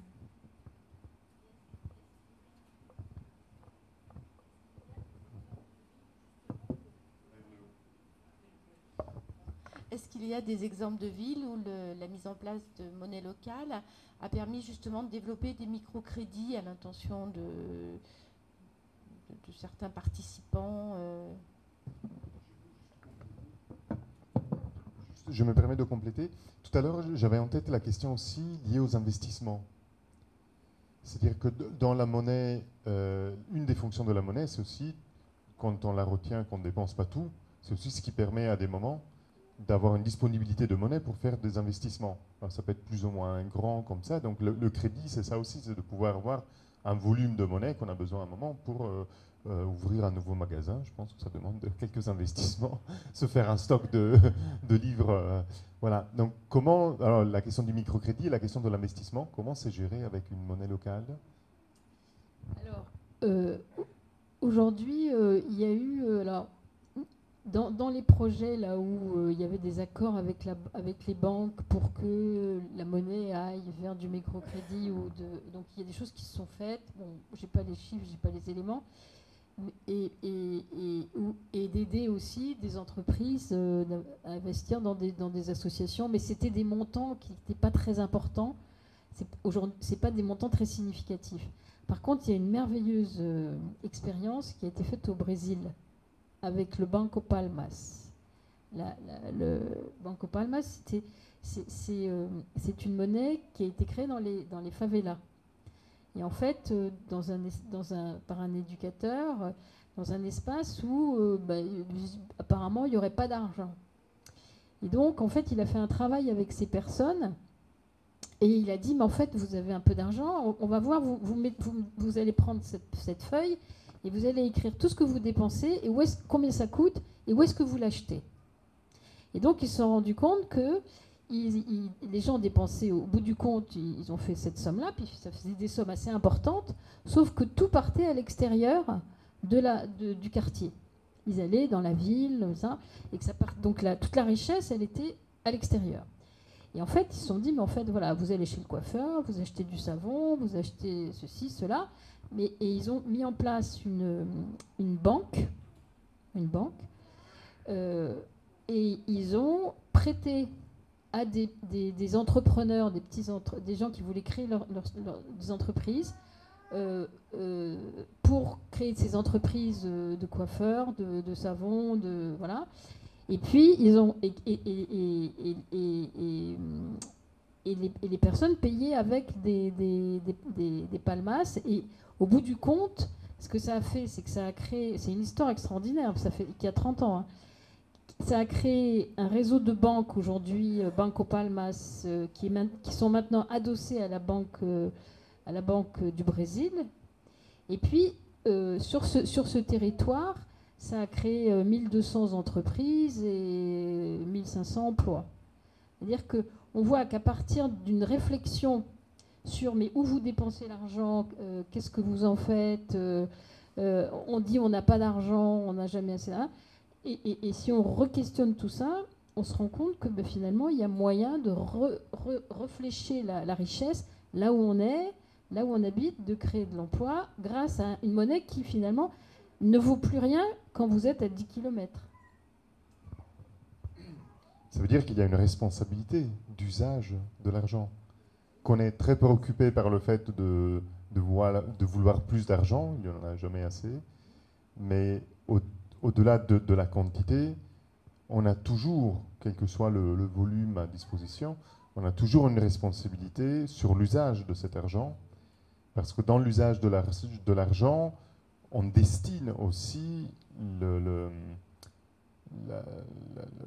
chemin de la valeur que ça représente. Et je crois que c'est, pour compléter ce que tu viens de dire, je crois que c'est sur le billet du sol violette où en fait est écrit que ce billet est l'argent, c'est en fait un bulletin de vote. C'est-à-dire en fonction de là où on achète, si on va acheter chez la libraire locale ou chez Biocop, on va développer cette économie-là. Et si on va acheter dans une grande surface, ou voilà, on va développer cette économie-là. Donc nous, à notre niveau, on a ce pouvoir de se dire, on achète plutôt ici que plutôt là. Et la monnaie, ça aide. La monnaie locale, elle aide à ça. C'est-à-dire qu'elle remet la richesse, elle reflèche sur des entreprises voilà, qui ont été agréées sur un territoire. Et ça sert aussi à ça. Et du coup, ça rend les gens acteurs. C'est une façon de les rendre acteurs de leur territoire, sans faire grand-chose, hein, juste en utilisant un outil monnaie. Mais en ayant cette conscience que, finalement, ils vont développer l'économie dont ils ont envie, la société dont ils ont envie de vivre. Et voilà, et ça fait beaucoup plus de sens, quoi. C'est peut-être aussi ce qui peut permettre un retour des commerces de proximité dans toutes ces petites villes où voilà, il y a des centres commerciaux qui se ressemblent tous. Si effectivement dans chaque petite ville il y a une monnaie locale qui est créée, ça va peut-être permettre que des commerçants se réinstallent et voilà, c'est aussi un moyen peut-être de développer un autre modèle de société en fait. Absolument, oui. Parce que si le fait que la monnaie n'ait plus de valeur une fois qu'elle est, on est obligé de la dépenser là, quoi. On la dépense là. Juste une dernière remarque, après je vous relaisse la parole. Parce que ça me fait penser à une discussion qu'on avait cet après-midi, parce qu'on a un peu discuté. Et ce que je voyais, et là ça se précise, c'est l'idée que la monnaie locale a introduit des contraintes d'usage. C'est qu'avec la monnaie, les euros, on a l'impression d'une grande liberté d'usage. Et on est tellement libre que du coup, c'est Amazon qui capte l'essentiel de tellement libre qu'on est, que du coup, on se fait avoir très facilement par des canaux de facilité. C'est-à-dire que de toute façon, on est pris involontairement, en fait, par des chemins qui sont plus faciles, qui sont plus accessibles, qui évitent des déplacements, qui évitent des machins, où on trouve tout au même endroit dans des grandes surfaces comme ça. Donc, dans cette grande liberté, de toute façon, on est toujours un peu piégé par des éléments de publicité, d'attractivité, de facilité, comme ça. Alors que là, effectivement, c'est là la dimension politique et démocratique, c'est que ça permet de fixer d'autres règles qui sont aussi avec un caractère contraignant, parce que si la monnaie locale est limitée à un périmètre géographique et qu'au-delà de ce périmètre, elle n'est pas reconnue, donc on ne peut pas l'utiliser, ça pose une contrainte. On ne peut pas faire les courses où on veut, mais ça permet de décider, de se réapproprier de manière personnelle et démocratique et collective la fixation en fait, de ces contraintes et de ces règles qui vont ensuite conduire chaque personne à faire usage de la monnaie. Et donc ça participe, du coup, dans ce que tu disais, effectivement, de ce mouvement d'éducation populaire, mais ça participe à une forme de conscientisation de pratiques qui sont complètement banalisées autrement. On conscientise, et donc ça permet une réappropriation, et donc une décision plus partagée, des formes de délibération sur ces règles d'usage, et du coup, plus de liberté dans la manière de fixer ses propres règles, plutôt que de se faire avoir par des normes complètement transparentes, en fait, qui sont complètement banalisées. Donc c'est effectivement un mouvement ouais, tout à fait, aussi davantage de liberté dans la capacité à fixer ses propres règles. De liberté, de capacité de faire des choix, d'avoir une maîtrise sur quelque chose qui est aussi important que l'argent, quoi. C'est comme l'air qu'on respire, quoi. C'est vraiment un flux, c'est très important. S'il n'y en a pas, c'est compliqué. Si c'est rare, c'est compliqué dans nos vies. Donc c'est fondamental. Donc c'est cette capacité à reprendre un peu de façon citoyenne et démocratique, sans violence, de prendre de la maîtrise sur cet outil-là. Faire une petite remarque, effectivement, parce que le collectif de personnes nécessaires à la mise en place d'une monnaie locale, j'imagine que ces personnes-là, avant d'avoir cette monnaie locale, avaient cette conscience-là et consommaient autour de chez eux. Ça a des vertus pédagogiques, c'est-à-dire que si on met en place une monnaie locale, la contrainte dont parlait Sandro, en fait, elle va éduquer en fait, les personnes à se dire, bah, en fait, cet argent-là, tu vas le dépenser à côté et tu vas pas être tenté de le dépenser ailleurs. Mais si localement, il n'y a pas d'endroit où le dépenser, qu'est-ce qu'on en fait de cette monnaie? Ça me paraît très intéressant à mettre en place, mais ça doit nécessiter en fait différents facteurs importants. Je veux dire, une vie commerçante déjà un peu existante, des citoyens au fait de l'intérêt de consommer local et du monde autour, et quand même une population assez active pour faire circuler cet argent aussi, j'imagine. Alors, ça, c'est en effet, il faut tout ça dans un idéal, parce qu'on n'a pas toujours tout ça quand on démarre. Et puis, à partir du moment où on se dit que c'est un projet de territoire, l'idée, c'est de se dire de quoi on a besoin ici. Qu'est-ce qui nous permettrait de vivre mieux ici, que ce soit plus facile, que ce soit plus agréable pour les enfants, pour les personnes âgées, pour les associations, pour les commerces. C'est-à-dire que c'est important de se resituer par rapport aux besoins réels du territoire, des personnes qui habitent, et du coup de construire quelque chose qui est en phase avec ça. L'exemple que je prenais tout à l'heure où la collectivité voulait faire une monnaie locale dans une ville où en effet il n'y avait même pas une librairie potable et il n'y avait pas grand-chose, et que des magasins vraiment compliqués. Donc, et qu'à côté, par contre, il y avait une vie associative extrêmement riche qui vraiment faisait un boulot incroyable, mais qui était prise dans des contraintes financières énormes, dans des contraintes de travail énormes, etc. Donc c'est comment on vient aider, on vient appuyer, soutenir cet existant-là grâce à cet outil monnaie. Donc tu vois, c'est en fait en fonction de ce qui existe sur le territoire, et ça c'est aussi des choses qui se travaillent, de ce qu'on a envie de faire ensemble, du sens que ça peut avoir, que petit à petit les choses se construisent, et que la monnaie ici à Bondy, peut-être que ça ne sera pas du tout la même qu'à Montreuil. Enfin, elle n'aura pas la même utilité, le même usage, elle sera pas, même si ça, elle peut avoir le même nom, mais voilà. Et puis après, pour revenir sur cette histoire de contraintes, c'est vrai qu'aujourd'hui, on se dit que, alors, à la fois il y a ce côté local, mais à un moment donné, on se dit, bon, ben moi j'aimerais bien aussi pouvoir utiliser le Sol Violette à Lyon, parce que voilà, je suis une militante. Voilà. Donc aujourd'hui, il y a une réflexion grâce au numérique de se dire que les monnaies, notamment dans le mouvement Sol, c'est encore une ambition, elles sont utilisables, il y a une interopérabilité, c'est-à-dire qu'on peut, voilà, grâce au numérique, utiliser ça comme ça. Mais je fais une petite dérive par rapport à ta question, mais je pense que c'est important de revenir sur le réel du territoire. Voilà. Quel sens ça a aujourd'hui, à quoi ça pourrait servir, qu'est-ce qui serait intéressant de développer par rapport à ce territoire, et comment l'outil monnaie peut aider.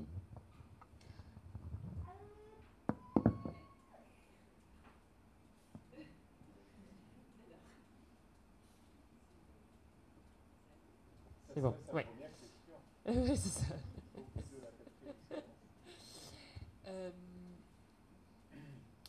En fait, pour poursuivre un peu là-dessus, donc je crois qu'effectivement c'est important qu'il y ait un noyau donc, de personnes qui soient déjà sensibilisées, comme tu dis Clara, qui soient déjà conscients un peu de toutes les questions, voilà, qui ont déjà une envie de consommer d'une façon plus responsable, on va dire, pour initier un projet de monnaie locale.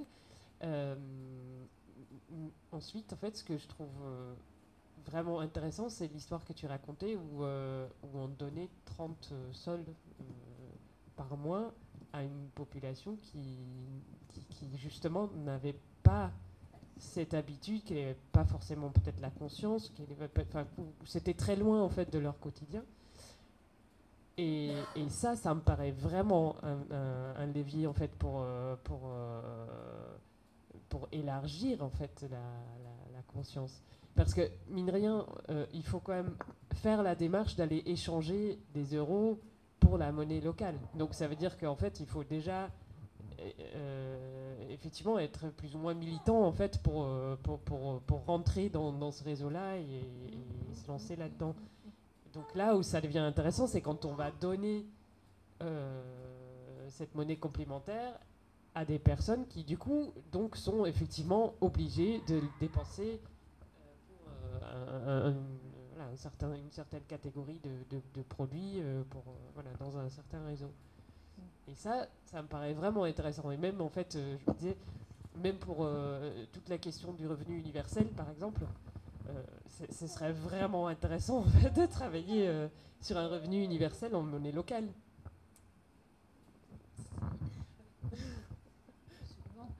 Il y a justement un territoire sur lequel on travaille et qu'on accompagne.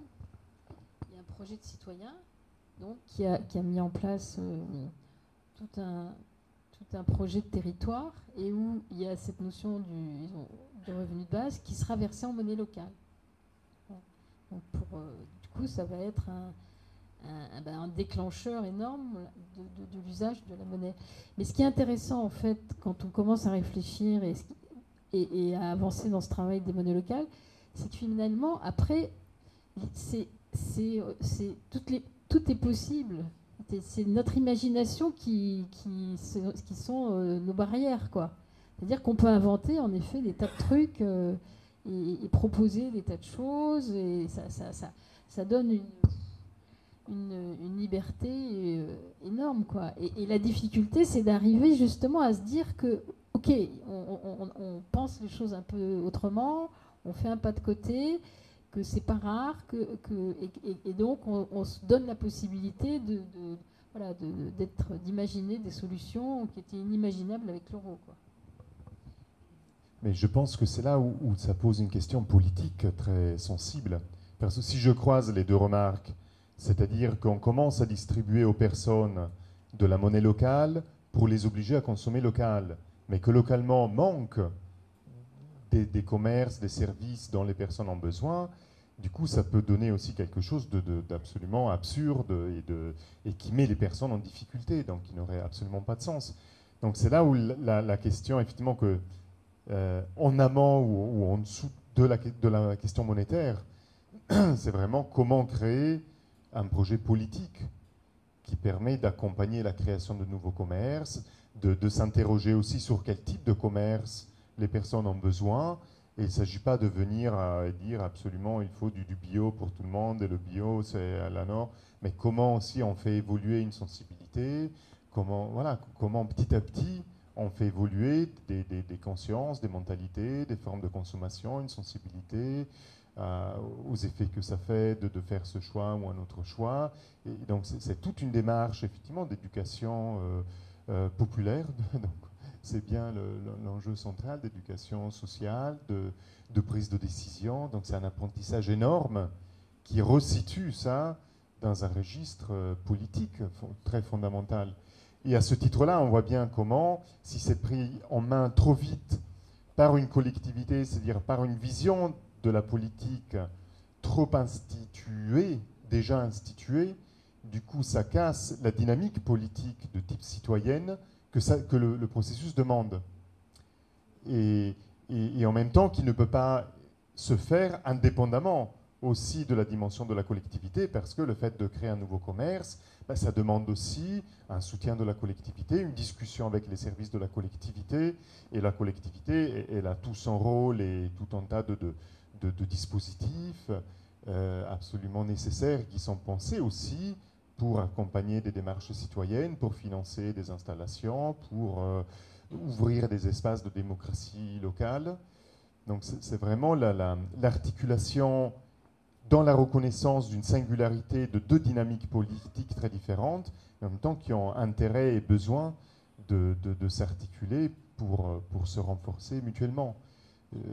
Voilà, une dynamique de politique plus citoyenne, populaire et de mobilisation et d'engagement de subjectivité qui doivent se découvrir et apprendre à faire ensemble différemment, et une dimension politique plus institutionnelle qui apporte aussi ses ressources propres.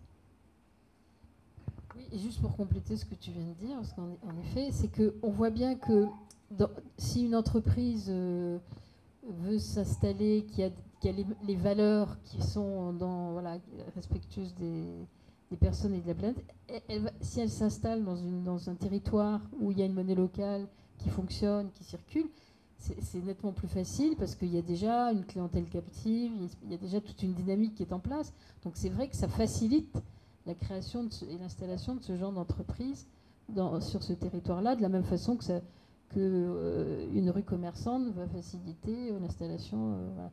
Donc il y a comme ça une espèce de cercle vertueux qui dans le temps qui se construit, quoi.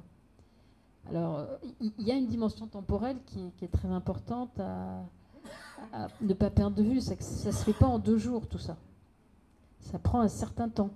On voit bien, à la fois pour les citoyens, pour qu'ils rentrent dedans, pour que la collectivité, pour que les choses s'installent, pour que les entreprises qui sont prises dans des logiques très court terme se mettent dedans et participent, tout ça, ça prend un certain temps. Mais c'est vrai qu'aujourd'hui, comme il y a déjà beaucoup plus d'exemples, qu'il y a plus de dynamique autour de ça, c'est un petit peu plus facile qu'il y a 10 ans.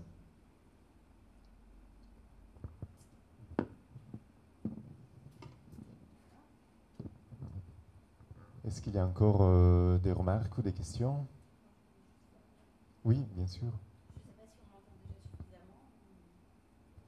Oui, ce que j'observais sur la monnaie ou même par rapport aux banques, justement, actuellement, c'est qu'en fait, globalement, les gens ne sont pas impliqués. C'est souvent dans des sphères très différentes. Bon, l'argent, comme vous disiez, c'est des choses intestines, mais globalement, les gens ne se sentent pas très impliqués. Ce que j'aime beaucoup dans l'idée de la monnaie locale, c'est qu'en fait, là, on implique tout le monde, en fait, et même puisque quand j'entends parler de l'argent, il y a souvent des affaires de classe sociale, justement, avec des façons de manger pour telle classe sociale. Quand on est plus pauvre, eh ben, on mange moins bien, etc. Là, dans l'idée de ce que vous dites, c'est que localement, en fait, tout le monde s'implique, tout le monde peut s'impliquer, rentrer dans le cercle. Il n'y a pas de discrimination par rapport à une classe. Et donc, moi, j'avais trouvé ça plutôt intéressant, plus incluant que exclusif, justement, réservé à une certaine strate. Donc, voilà. C'était ce sentiment-là que je trouvais de très positif. Si vous permettez, j'essaie de traduire votre remarque très optimiste en question, parce que pour moi, en réalité, ce n'était pas très clair. Je l'avais noté dans mes questions, en quoi la monnaie locale conduit à de la solidarité. Je vois bien comment ça permet d'avoir un rapport différent à des pratiques d'usage, de consommation, comment ça flèche effectivement des périmètres pour maintenir de la valeur comme ça, mais en quoi la monnaie locale crée aussi des mécaniques de solidarité qui permettraient d'aller dans votre sens, c'est-à-dire aussi d'estomper des inégalités de revenus. Parce que malgré tout, il reste aussi des problèmes d'accès à la monnaie par le revenu, par les formes de travail, de qualification, les différentes formes de reconnaissance sociale des qualifications qui donnent droit à plus ou moins de revenus. Donc ça, c'est des inégalités sociales qui existent. En quoi la monnaie locale apporte une réponse à ces inégalités? La monnaie, c'est un outil, hein. C'est un outil au service d'un échange, hein. C'est tout, et c'est important que ça en reste là. Ce qu'il y a, c'est qu'après, on peut y mettre les règles du jeu qu'on veut. Si il y a un enjeu de solidarité sur un territoire, ben on va réfléchir à comment cette monnaie, elle peut répondre à cette question-là. Et donc, on peut s'organiser pour que des gens qui vont venir bénévolement peut-être faire quelque chose puissent récupérer des choses à manger, voilà, autrement grâce à ce genre de monnaie. Donc après, il y a encore une fois l'imagination. Voilà, c'est l'imagination qui va être nos barrières ou au contraire nos autoroutes. Donc c'est la question, c'est de se poser, mais à quoi elle sert cette monnaie? Qu'est-ce qu'on veut en faire nous ici? c'est quoi notre besoin ici, aujourd'hui, sur ce territoire-là. Donc c'est pour ça que c'est important voilà, de travailler ça. Parce qu'on voit bien que c'est... Du coup, la monnaie, après, peu importe, mais tout ce qui se bosse, tout ce qui se travaille, tout ce qui se construit, toutes les relations qui se créent, toute l'intelligence qui sort de là, toute la connaissance, mais c'est énorme, quoi. Bon, et après, on joue à la monnaie, mais vraiment, c'est pas ça l'important. L'important, c'est toute cette construction de faire que de liens, exactement, de liens sociaux, de prise en compte des enjeux économiques, d'avoir une maîtrise sur ces questions-là, alors qu'on est supposé, quand on n'a pas d'argent ou je ne sais pas quoi, c'est pas nous, c'est les autres. Voilà. Donc c'est toute cette réappropriation citoyenne de tous ces enjeux-là qui sont fondamentaux pour les personnes, bah, ça permet, c'est un outil qui permet ça. C'est en ça que je trouve ça tout à fait intéressant. Et moi, mon idée, c'était vraiment le côté collectif, justement, de revoir la question collective et pas d'exclure, de voir à tous les niveaux. C'est ça. Et donc là, on est dans des enjeux de gouvernance, et donc, en effet, on a alors, dans le Sol Violette, l'association, il y a le collège des citoyens, le collège des entreprises, le collège de la collectivité, des associations, ils ont tous les mêmes voix, et puis les décisions se prennent voilà, par consensus, consentement, voilà, de tiers des voix. Mais c'est des décisions qui sont prises de façon démocratique, où en effet tout le monde a la même voix, quoi. Parce que je pense effectivement que la solidarité, elle peut, dans des contextes d'inégalité d'accès aux revenus, ça peut venir soit en amont, dans une redistribution, soit dans l'aval, dans la manière dont la monnaie permet d'accéder à des biens ou des services. Je pense par exemple les cafés maintenant qui font les cafés solidaires, voilà, qui permettent en fait à des personnes qui ont plus de monnaie de payer un café, voilà, et donc avec un système comme ça de bar. Donc ça pourrait être effectivement par exemple quelque chose une des règles qui n'est pas inhérente à la monnaie en tant que telle, mais ce qui permet de voir du côté de l'acte d'échange entre quelqu'un qui porte de la monnaie et puis un commerçant, ou des formes aussi qui permettent de lisser des inégalités d'accès en amont. Donc je ne sais pas, par exemple, tu sais si ça existe des librairies qui feraient ça? Tu vois le système des cafés, voilà, par exemple, de payer le livre de quelqu'un, Ouais.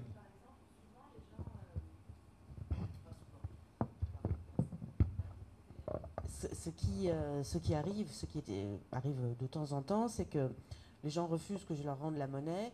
Et j'ai dit ok, bah merci, je la mets de côté, je la mets à part, et comme ça, quand quelqu'un il me manquera 10 centimes ou 20 centimes, et ben je pourrais prendre dans cette petite monnaie voilà, qui est destinée à ça.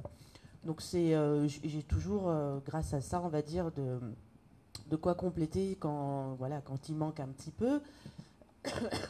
C'est vrai que l'idée de se dire, tiens, spontanément, on l'a fait comme ça, quoi, parce que, voilà, ça me paraissait évident que quand il y avait un petit peu d'argent en trop, ça pourra servir à quelqu'un d'autre derrière. Après, l'idée peut être bonne de dire, tiens, j'ai 3 €, tu donneras pour quelqu'un. Mais en fait, le problème, c'est que le livre, si tu veux, il n'a pas un prix fixe. Tu as des livres qui vont de 2 € à 150. Donc, c'est compliqué de dire à quelqu'un... Enfin, c'est compliqué. Enfin, quand tu me donnes 5 € par exemple dans le pot commun, tu sais que ça va aider à acheter un livre, mais tu sais pas exactement qui, quoi, comment. Alors qu'un café, c'est plus simple. Tu sais que tu le payes 2,10 € et que ça sera un café et c'est plus simple pour tout le monde.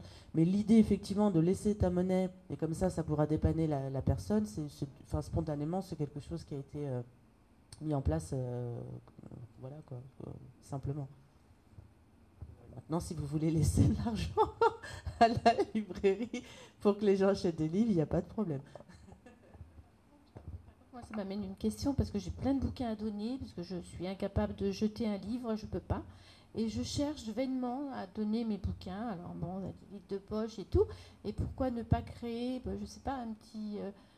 est-ce qu'il y a un circuit pour pouvoir les revendre, même pas très cher, et que cet argent récupéré, voilà, est dans une cagnotte qui pourrait servir après voilà, à la librairie?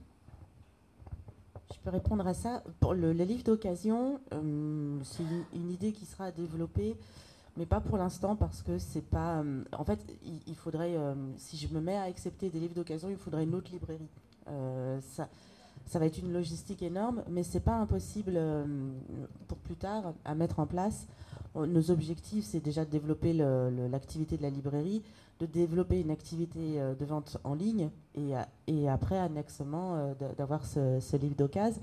Maintenant, nous, on récupère déjà les livres d'occasion pour une association qui s'appelle Présence, qui revend ces livres-là sur le marché. Et en fait, eux, ça leur permet de financer un petit peu. En fait, c'est une association qui travaille avec l'hôpital de jour et elle aide vraiment des personnes qui sont dans une situation de handicap, souvent mental. Et donc, ça leur permet de leur faire une activité et de récupérer un petit peu de trésorerie pour leurs besoins premiers. Donc, pour eux, on peut récupérer. Mais alors, avec parcimonie, parce que chaque fois que je dis ça, voilà, on arrive avec des cartons et des cartons. Donc, oui, sans problème. Je leur transmettrai après eux. On est une sorte de point de dépôt pour eux. Mais c'est vrai qu'eux, ils ont déjà plein de livres parce qu'on leur a donné plein, du coup. Et du coup, ils n'ont pas encore déstocké. Donc, mais je sais pas, dans un mois, repasser à la librairie. Voilà. Ou alors, vous pouvez la ramener directement. C'est l'association Présence.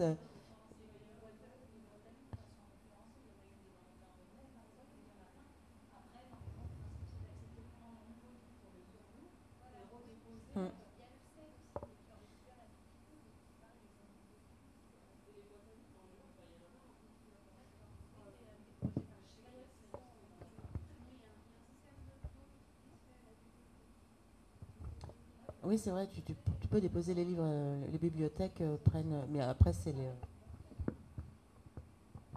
Bon, c'est peut-être l'heure du pot, en fait, pour continuer autour d'un verre ces discussions.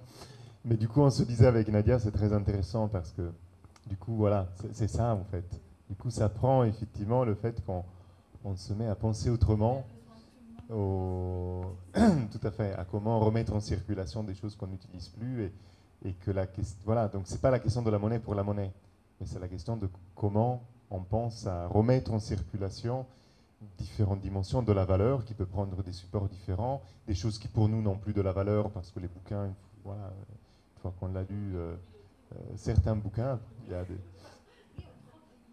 Comment on remet en circulation plutôt que de stocker, plutôt que de retenir comme ça. Alors, et donc ça troquer donne, des livres c'est bien, mais en acheter aussi c'est bien, n'oubliez pas. Évidemment, évidemment. Très bien. Donc, on va poursuivre la soirée dans le petit café citoyen à côté. Merci beaucoup de votre présence et merci beaucoup, Nadia, de ta présence.